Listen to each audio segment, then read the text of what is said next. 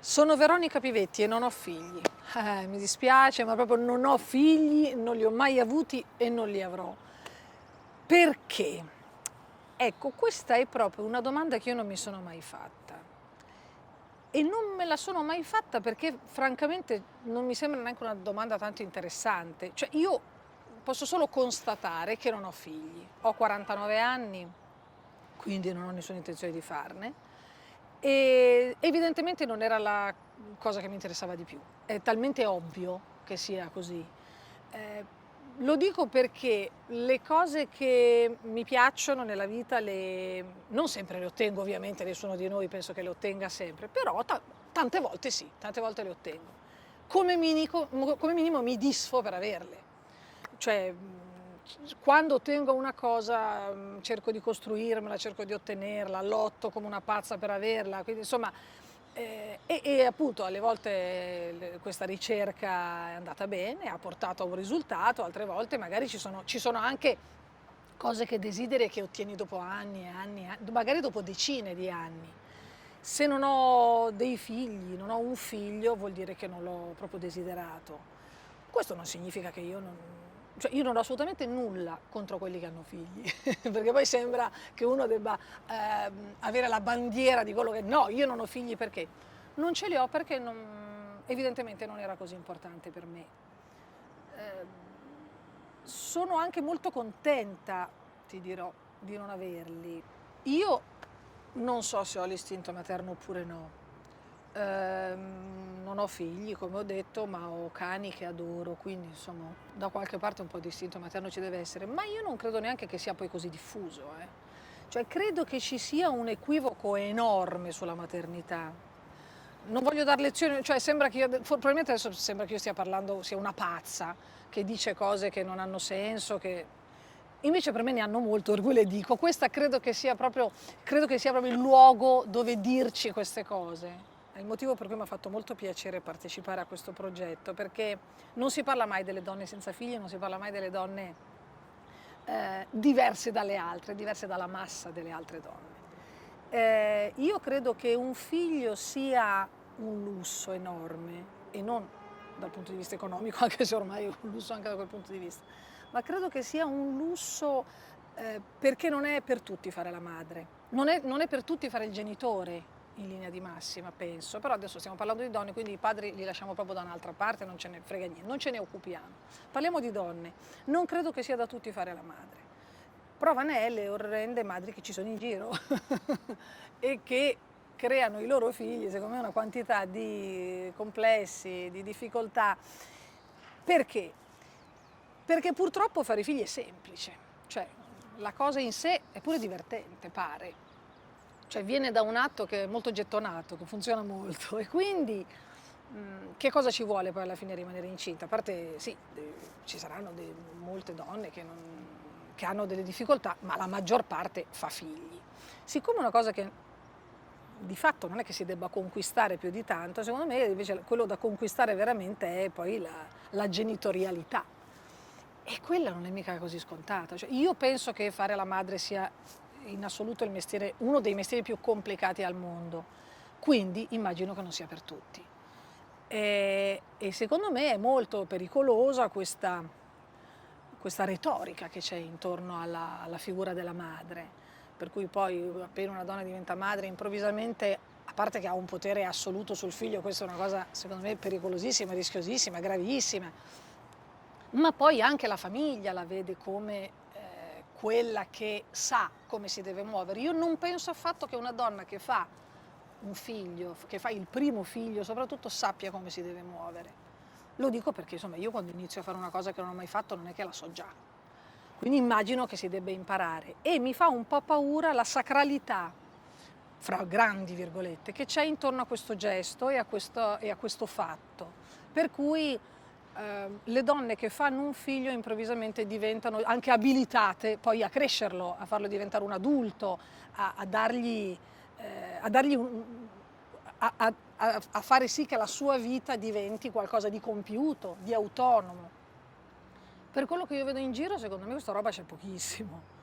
Io sono probabilmente una figlia molto fortunata perché io ho avuto una madre eh, che mi ha molto assecondato, mi ha molto ascoltato, e anche, devo dire, molto valorizzato. Cioè io ho avuto la fortuna di avere, e devo dire in questo caso parlo anche dei genitori, due genitori che mi hanno sempre chiesto cosa ti piacerebbe fare, per cosa ti senti più portata. Non è una cosa così scontata, non è così ovvio. Invece per me è stato ovviamente molto importante, perché non ho avuto un'educazione coercitiva, ecco, questo sicuramente no. Poi vabbè, certe cose sì, probabilmente mi sono state imposte, e piano piano con l'età mi sono ripresa quello che non avevo, ho creato quello che non era stato formulato chiaramente nella mia testa, mi sono ripresa quello che non avevo avuto, ma questo è logico, insomma la vita è bella perché è fatta di queste cose. Però secondo me c'è un abuso di potere spaventoso delle madri nei confronti dei figli, ma proprio un grande abuso di potere dei genitori, un grande abuso di potere dei nonni, cioè in sintesi della famiglia, che nei confronti dell'ultimo nato ha una sorta di venerazione, secondo me pure esagerata, però anche esercita anche una grande coercizione. Poi alla fine io quello che mi domando sempre è, sì, tutti intorno al bambinello come se fosse veramente sacro, però poi lo ascoltano, gli chiedono veramente cosa vuol fare, cosa gli piace. Questo mi lascia sempre un po' perplesso, mi sembra che sia una bomba innescata un neonato. E lo dico con grande amore nei confronti dei neonati, anche se non li ho avuti, però mi metto sempre nei panni. A me capita spessissimo, sarà una cavolata, una cazzata, non lo so, quando vado in giro e vedo i bambini in carrozzina, a me mi si stringe sempre un po' il cuore. Io forse non lo so perché, però penso a quanta poca libertà ha quell'essere lì dentro, perché non solo perché è lì dentro, che anzi deve essere anche un luogo molto comodo, io non me lo ricordo, ma deve essere comodo stare in carrozzina, deve essere stupendo, ti portano, quindi insomma da quel punto di vista è molto piacevole, però poi uscirne da quella carrozzina è dura, è difficile. Infatti secondo me c'è gente che anche alla mia età non ne esce, stanno sempre in carrozzina.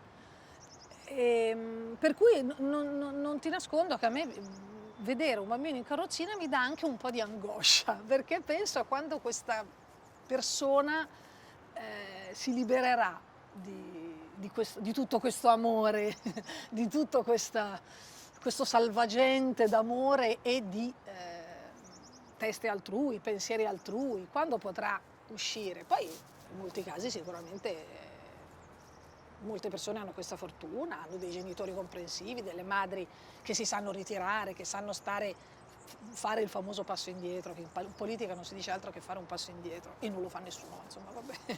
Ecco, quando le madri poi fanno un passo indietro, è quello che io auguro sempre ai bambini, che è il motivo per cui appunto quando li vedo sorrido, magari però con un po' di fatica.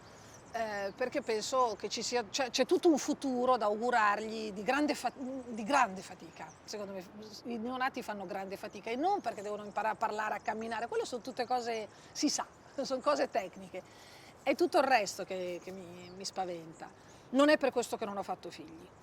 Non è per questo che non ho fatto figli, perché appunto, come ho detto, io non ho fatto figli perché evidentemente non ne avevo voglia. Guarda, è tanto semplice, è inutile cercare motivazioni, non mandava, non era fra le mie priorità, e quando una cosa non è fra le tue priorità non la fai, magari appunto campi tutta una vita, poi dici non ho un figlio. Beh, evidentemente non è per questo, appunto dico, non è questo il motivo per cui non li ho fatti, però guardo molto quello che mi succede intorno e mi faccio tanto questa domanda, cioè mi faccio tanto la domanda di quanto poi una madre che fa un figlio sia pronta a mettersi da parte e a farlo esprimere, crescere, svilupparsi come cavolo vuole lui o lei, non importa, parliamo nel senso di figlio. Quanta autonomia una madre è disposta a regalare a suo figlio da subito, perché poi cioè la vita si basa su quello, su quanto tu ti sai arrangiare, hai anche la libertà di far vedere quello che sei. A me quella è la cosa che mi fa più impressione. E insisto, non trovo che sia un mestiere per tutti, anzi, trovo che sia un mestiere per pochissimi, pochissimi. Io quando mi avete contattato per questo, a parte mi ha fatto piacere, perché io sono sempre un po' quella che viene interpellata per dare un'opinione sulle vacanze o su i saldi, e io dico sempre no, grazie, non mi interessa, non so perché ci sono i saldi. Cioè, essendo un'attrice comunque brillante, mi devo occupare di cazzate sempre, necessariamente. Invece ho detto, cercano me per questa cosa, meno male. E poi mi sentivo molto adatta a questa vostra inchiesta, a questo vostro lavoro. Io penso che sia, il motivo per cui ho detto sì è che secondo me questa operazione è importantissima e utilissima, utilissima, perché dà un altro punto di vista finalmente, dà un altro punto di vista della donna. Siccome io presuppongo che voi intervisterete persone della mia età, cioè cinquantenni, intervisterete forse anche delle trentenni, delle ventenni, delle ottantenni, perché le donne, siamo sempre donne, fino a che non moriamo siamo donne e non importa l'età che abbiamo, credo che sia importantissimo dare più punti di vista di persone che però hanno fatto tutte questa scelta. Poi magari intervisterete anche donne che non hanno potuto avere figli e sono disperate perché non hanno potuto avere figli. E questo io anche di questo ho il massimo rispetto. Però penso che sia importantissimo dare voce a questa cosa e soprattutto spiegare che una donna è importante lo stesso, anche se non figlia. Perché questa è un'altra cosa che trovo veramente da medioevo. Cioè una donna che non fa figli, a parte che tra l'altro io per esempio le cose che faccio le costruisco, cioè professionalmente, le cose che faccio le costruisco molto, le vedo proprio nascere, quindi in qualche modo io non genero esseri umani ma genero progetti, genero lavoro, genero cose che mi riguardano e che oltretutto coinvolgono sempre un sacco di altre persone, per cui c'è una sorta di istinto materno nei progetti che io faccio. Sicuramente io li curo come dei figli perché sono quello che probabilmente mi dà più gioia in assoluto, è quello che mi realizza. Quindi questo è fondamentale. A me mi ha realizzato il lavoro, non mi ha realizzato un figlio, e quindi do al lavoro tutto quell'amore, quella dedizione, quelle notti insonni, perché sai, le notti insonni non le fanno mica solo le mamme che devono allattare, delle quali ho il massimo rispetto, ma tante notti insonni me le faccio anch'io per il mio lavoro, ma non perché già, ma allora tu sei concentrata su di te. Intanto sì, e trovo che sia sanissimo, perché non mi sembra scandaloso dedicare a una cosa che ti fa esprimere, che ti fa realizzare tutto il tempo che hai a disposizione, altro che. Ma non so, siccome il mio lavoro tutto non è un lavoro solitario, ma è un lavoro sempre cumulativo, su un set siamo 100 persone, in teatro siamo 20 persone, cioè comunque siamo sempre tanti, io sento anche tanto la responsabilità di tutte le persone che lavorano con me, per cui c'è questo senso di famiglia, poi questo mestiere secondo me lo dà moltissimo il senso di famiglia. Penso che questa vostra operazione sia cioè forse siete le uniche che danno così voce a questo aspetto della donna, della femminilità, perché voi parlate di donne che sicuramente non abdicano alla loro femminilità per niente. Cioè io penso che siano le persone che intervistate lo farebbero sia da madri che non da madri, insomma, cioè sono binari assolutamente paralleli, non c'entrano, non è che le cose si intersechino per forza. Per cui credo che dare voce a tante donne, immagino molto diverse, che hanno tutte però fatto quella scelta, sia prezioso. Penso che questo lavoro sia prezioso. Un po' sono anche avvantaggiata dal mio mestiere perché, considerato che io faccio delle cose che si vedono e si vedranno magari per tanti anni, che sia la televisione, che sia, vabbè, il teatro, poi vengono tante persone a vederti e poi uno spettacolo muore, finisce lì e se ne fanno altri. La televisione è una cosa che va anche solo per le repliche che se ne fanno.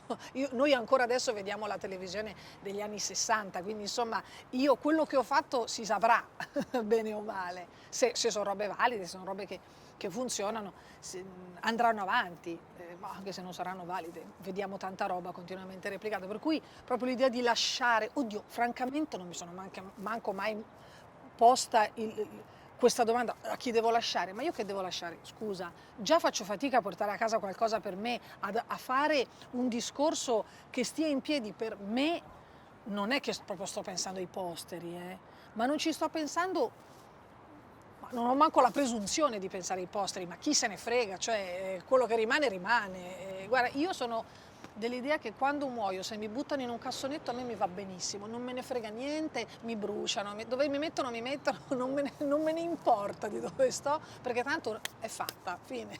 L'esperienza è finita, si va da un'altra parte, per cui non me ne importa proprio niente. No, ecco, tutta la ritualità mi frega pochissimo.